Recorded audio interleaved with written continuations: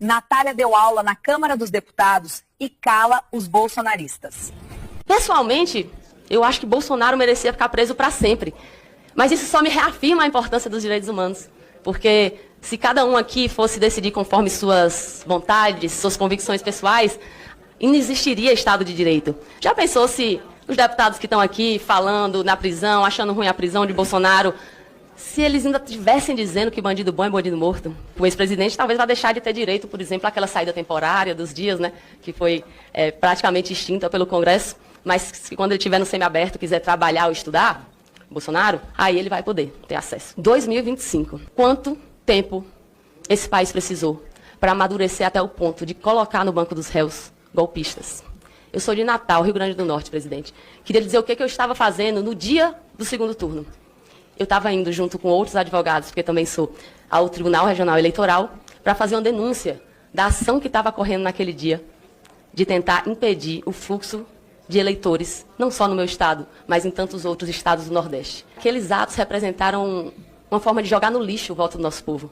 O meu povo nordestino teve, de forma especial, naquele dia, o seu direito, daquele o mais elementar do exercício da democracia, embora não se resuma a ela, de votar. E a gente está falando aqui de pessoas que tinham como prática não só um discurso violento, não só um fomento à violência, um incentivo ao ataque à violência política de gênero, ao racismo, mas a gente também está falando de pessoas que costumavam homenagear ditadores que matavam, estupravam, ocultavam cadáveres que até hoje seguem desaparecidos, pessoas que chegaram a homenagear quem comandava sessões de tortura em que se introduzia na vagina de mulheres um rato vivo. Isso é abjeto. Pessoas que, quando o nosso povo estava no seu momento mais duro, vivendo a pandemia, as pessoas morrendo, indo embora, enquanto tinha um presidente que debochava e ria, enquanto o povo brasileiro era levado ao abismo. Quantas coisas podem ser atribuídas ao ex-presidente Bolsonaro?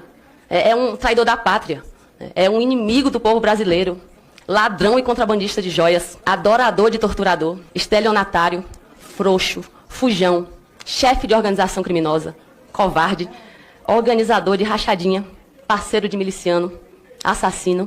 Coveiro ele disse que não era, né?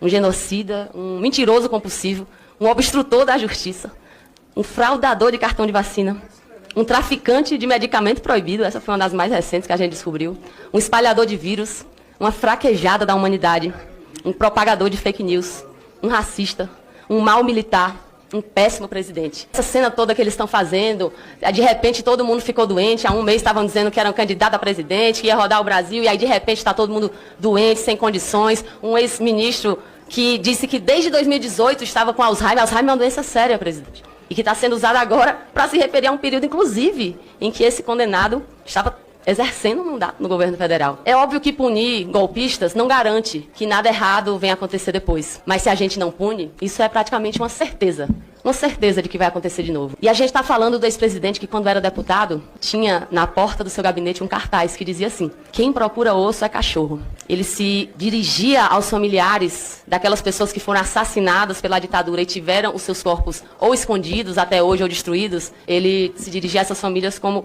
cachorros. É por tudo isso que a gente tem que celebrar o que aconteceu nessa semana. E a gente tem falado muito sobre o ex-presidente, hoje condenado, preso, Jair Bolsonaro, mas eu queria ainda aqui mencionar a importância simbólica e pedagógica da condenação dos generais que tentaram dar um golpe. As nossas Forças Armadas precisam disso, que isso aconteça. Nunca havia acontecido nada. Segue no STF hoje uma discussão sobre a validade ou não de uma antiga lei da anistia, que foi feita para evitar a perseguição que aconteceu na época e posteriormente foi deturpada para que se deixassem impunes torturadores, estupradores, assassinos, e tudo isso ficou para debaixo do tapete. Nunca se puniu. Várias senhoras morreram sem receber os remanescentes mortais dos seus filhos. Várias senhoras morreram sem nunca ter um túmulo onde deixar flores. E a condenação desses generais agora, é preciso lembrar que não é o último passo, porque essas pessoas não podem carregar ainda consigo o nome das Forças Armadas. Essas pessoas não podem ter o direito de serem tratados